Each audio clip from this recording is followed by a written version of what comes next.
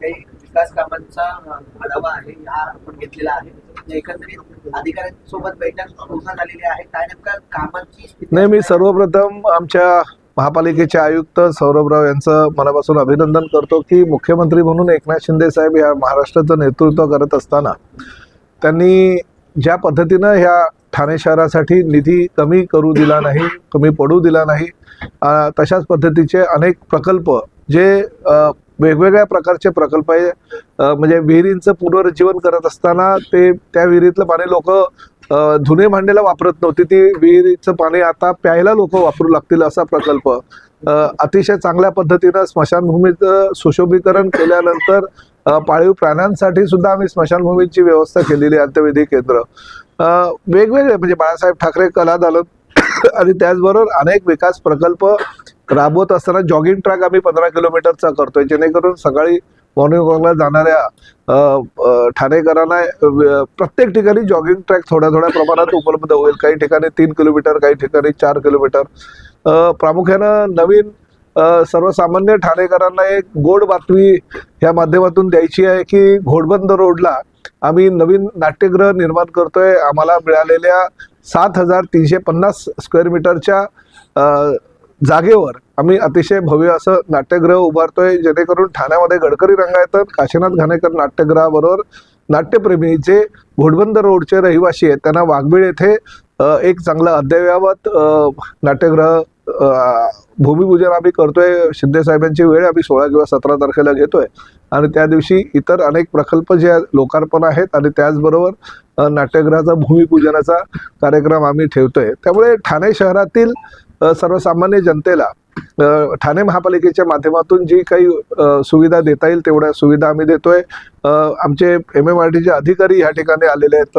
Metro 4चं काम हे आता जवळजवळ पूर्णत्वाला आलेलं आहे आणि डिसेंबर महिन्यामध्येच त्याचं लोकार्पण करण्याचा आमचा प्रयत्न आहे। त्या माध्यमातून आमचे मेट्रोचे अधिकारी सुद्धा मेहनत करत आहेत।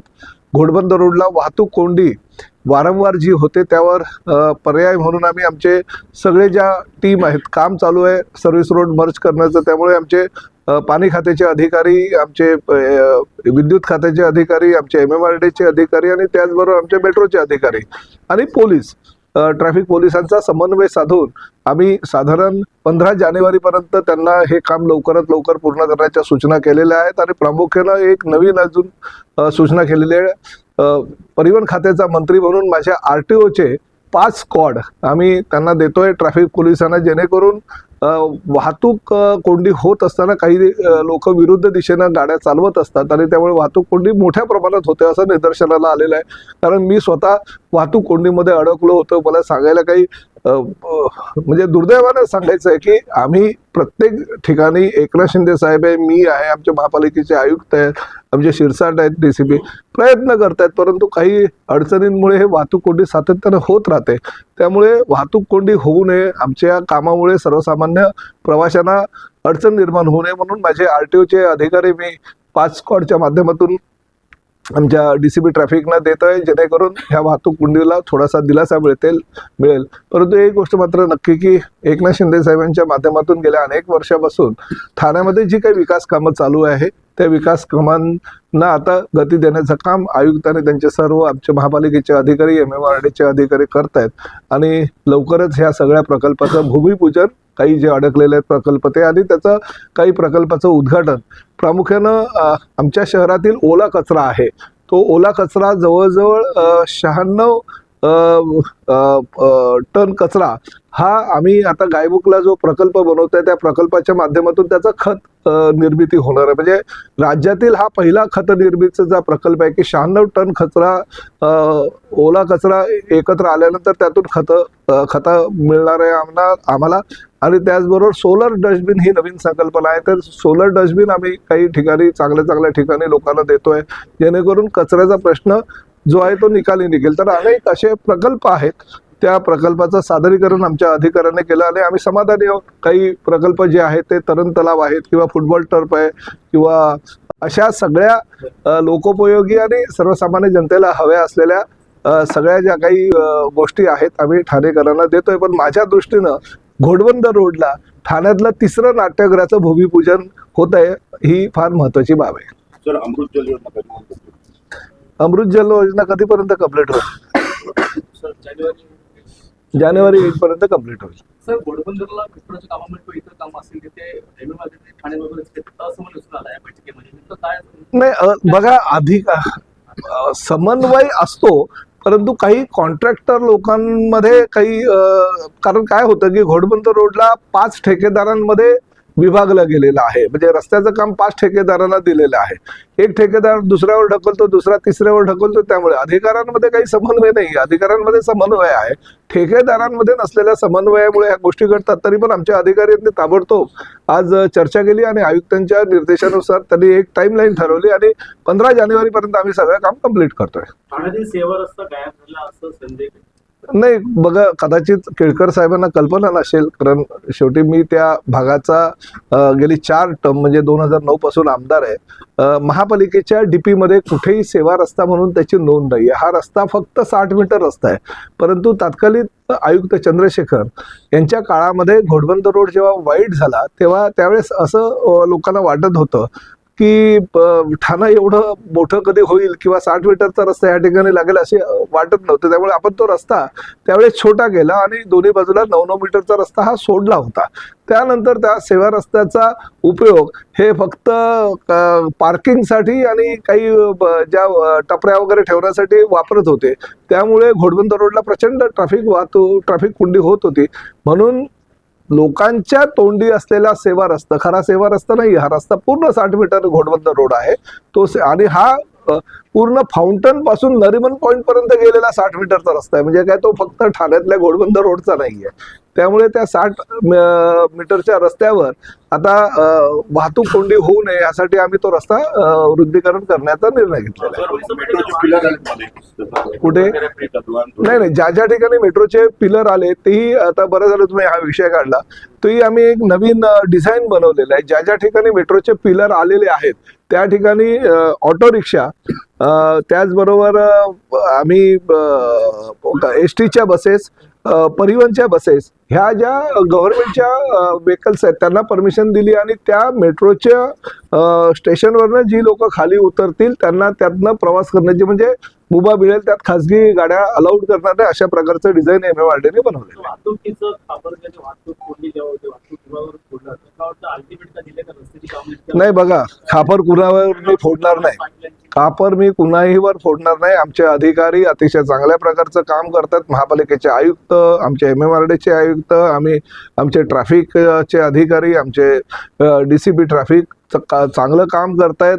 वाहतूक कोंडी व्हावी असं कुणालाही वाटत नाही. त्यामुळे खापर दुसऱ्यावर कोणावर फोडण्यापेक्षा शेवटी जबाबदारी मी म्हणून घेतो, कारण मी राज्याचा मंत्री सुद्धा आहे, परिवहन मंत्री आहे आणि त्या भागाचा आमदार आहे. त्यामुळे खापर दुसऱ्या कोणावर फोडण्यापेक्षा माझ्यावर कुणीही खापर फोडलं तर चालेल, पण माझे अधिकारी चांगल्या प्रकारे काम करतायत आणि त्यांनी 15 जानेवारीपर्यंत डेडलाईन दिलेली आहे. 15 जानेवारीपर्यंत रस्ता पूर्ण होईल.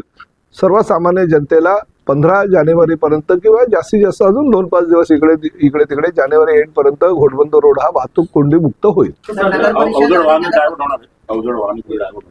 तो ट्रॅफिकचा रेग्युलर विषय आहे, तो काय माझा विषय नाही. झालेला आहे पूर्ण. सरकार कशा प्रकारची कामं येणाऱ्या काळात पण करणार नाही करणार ना. शेवटी बघा, आदरणीय पंतप्रधान नरेंद्र मोदी ज्या पद्धतीने 2047चा विकास पर्व घेऊन या देशाचं काम करतात, त्याचप्रमाणे राज्याचे मुख्यमंत्री म्हणून देवेंद्रजी फडणवीस, उपमुख्यमंत्री आदरणीय अजितदादा पवार, आदरणीय एकनाथजी शिंदे साहेब पायाला भिगरी लावून महाराष्ट्राच्या दौऱ्यावर फिरतायत. तुम्हालाही कल्पना आहे की मुख्यमंत्री आणि उपमुख्यमंत्र्यांनी वाढवण बंदर आणि त्याचबरोबर इतर ह्या MMR क्षेत्रातील इन्फ्रास्ट्रक्चर विषयी एवढी काळजी घेतलेली आहे.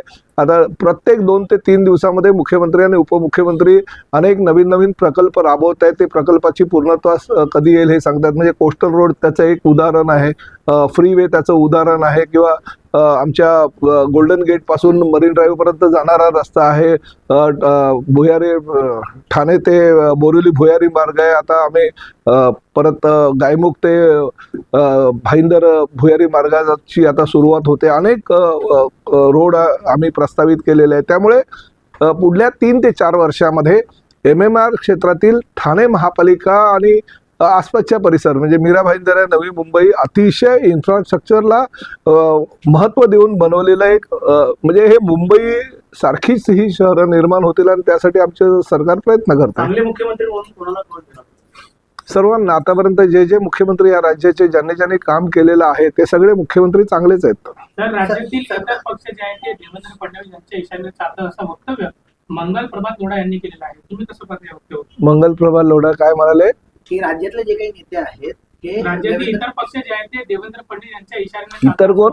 पक्ष इतर पक्ष मग त्यांना मी यांच्याशी बोलतो जरा मंगलप्रभात लोढाशी आणि नंतर तुम्हाला सांगतो. तर सर, 16 नगरपालिका आणि नगरपंचायतच्या जे काही निवडणुका झाल्या 2 डिसेंबरला, यानंतर हा जो निकाल आहे ते 21 डिसेंबरला घेण्यात आलेला आहे. याला आव्हान देण्यात आलेलं आहे. तसं पाहता लवकरात लवकर निकाल लागावा अशी मागणी नाही बघा, आमची भूमिका स्पष्ट आहे. आदरणीय देवेंद्रजींनी आणि आमच्या एकनाथ शिंदे साहेबांनी आपली भूमिका स्पष्ट केलेली आहे की जर आज मतदान झालं तर दुसऱ्या दिवशी निकालाची अपेक्षा जनतेलाही असते. आणि मला हे कळत नाही की आजपर्यंतच्या इतिहासामध्ये मी जवळजवळ लोकप्रतिनिधी म्हणून 30 वर्ष काम करतोय. 30 वर्षाच्या काळामध्ये एकदा निवडणूक जाहीर झाली आणि कुणी जर कोर्टामध्ये गेला, फक्त गेला, कोर्टाचे काय आदेश काहीच नाहीये किंवा निर्णय काहीच नाहीये, कुणीतरी एखादी व्यक्ती कोर्टात गेला म्हणून त्या निवडणुका लांबणीवर पडण्याची पहिलीच घटना आहे. त्यामुळे असे प्रकार घडता कामा नये. परंतु शेवटी ठीक आहे, त्यांनी निर्णय घेतलाय. जर 21 तारखेला मतमोजणी झाली तर 21 तारखेला होऊ द्या, किंवा आज जर न्यायालयानं सांगितलं उद्या मतमोजणी करा, उद्या जर झाली तर तेही आनंद आहे. परंतु शेवटी आता निर्णय न्यायालयाच्या हातामध्ये, न्यायालय जो निर्णय देईल तो आम्हाला बंधनकारक आहे. मुंबई उच्च न्यायालयातील औरंगाबाद देखील नाराजी व्यक्त केलेली आहे. निवडणुका जे आहेत ते लांबणीवरती काढतात. आता उच्च न्यायालयाच्या निर्णयाच्या नाराजीच्या वेळेवर मी काय बोलणार मला सांगा. तर 16 नंबर ते 22 नंबर उलट दिशेने जी वाहन बरेच ऍक्सिडेंट झाले वागळीचे, तर त्याच्याबद्दल काय नाही, ट्रॅफिक पोलिसांना सूचना दिलेल्या आहेत 16 नंबर सगळ्या. 22. ठीक आहे, ओके. सर, मुख्यमंत्री कार्यालयात आपण क्लास 1 अधिकारी असल्याचं सांगून व्यापाऱ्याला 2,80,00,000 ठरलेला आहे आणि याचा कारनामा त्या ठाकर नावाचा जो काही व्यक्ती आहे त्याचा पुढचा कारनामा असा आहे की मुख्यमंत्री जे गोव्याचे आहेत त्यांच्या उपस्थितीत त्याने 31 लॅपटॉप गोवा पोलिसांना वाटले. नाही, मला त्याची कल्पना नाही. कल्पना घेऊन मी बोलतो. तुम्हाला काय? ओके. सर, एफआयआर जर झाला तर अजितदादा राजीनामा दिला तर असं अंजली दमानिया म्हणतात का वाटतेला वेगळा अहो काय होऊ तर द्या. फक्त आम्ही फक्त कागदावर काहीच नाहीये. सगळ्या तुमच्या माध्यमातून बातम्याच बघतोय. होत काहीच नाहीये ना. काही झाल्यानंतर काहीतरी राजीनामा वगैरे किंवा त्या प्रकारची मागणी विरोधकांनी केली तर ते योग्य आहे. परंतु ह्याच माध्यमातून तुम्हाला एक गोष्ट मी सांगू इच्छितो की ठाण्यामध्ये, नवी मुंबईमध्ये म्हणजे ऐरोली, घाटकोपर, मीरा भाईंदर आणि मुंबईमध्ये काही अपघाताच्या संख्या वाढलेल्या आहेत. त्या अपघातांची संख्या वाढल्यानंतर आमच्या असं निदर्शनाला आलं की आम्ही ई बाईक टॅक्सीला परवानगी राज्य शासनानं दिलेली आहे, कारण राज्यामध्ये रोजगार वाढावा आणि पर्यावरणपूरक बाईक रस्त्यावर याव्या. परंतु रॅपिडो, ओला, उबेर ह्या काही कंपन्यांनी अशा पद्धतीनं गाड्या रस्त्यावर आणलेल्या आहेत आणि सर्वसामान्य प्रवाशांची तर फसवणूक केलेली आहे, परंतु जनते म्हणजे जे गाड्या घेऊन येतात त्यांची पण फसवणूक केलेली आहे. आणि चुकीच्या पद्धतीने कुठल्याही प्रकारे सिक्युरिटी पर्पज जे असतं ते साध्य न करता ते प्रवाशांची फसवणूक करतात. अशा सगळ्या आणि त्यामुळे मृत्युमुखी काही प्रवासी घडल्याची घटना आमच्या निदर्शनास आलेली आहे.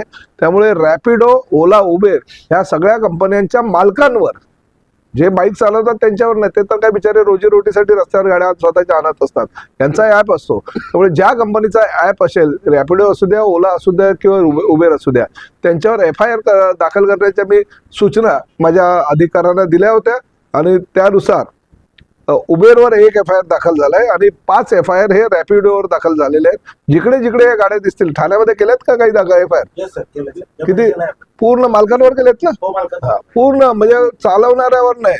जे मालक असतील, भले किती तो मोठा माणूस असू द्या, जर ट्रान्सपोर्ट डिपार्टमेंटला खिशामध्ये घेऊन फिरवण्याचं असं फिरतो असं जर तो दाखवण्याचा प्रयत्न करत असेल आणि शासनाची जी नियमावली आहे त्याचं जर उल्लंघन करत असेल तर ह्या सगळ्या मालकांवर गुन्हा दाखल करा अशा मी सूचना केलेल्या आहेत. आणि आतापर्यंत 5 FIR हे रॅपिडोच्या मालकांवर आणि 1 FIR हा उबेरच्या मालकावर दाखल झालेला आहे.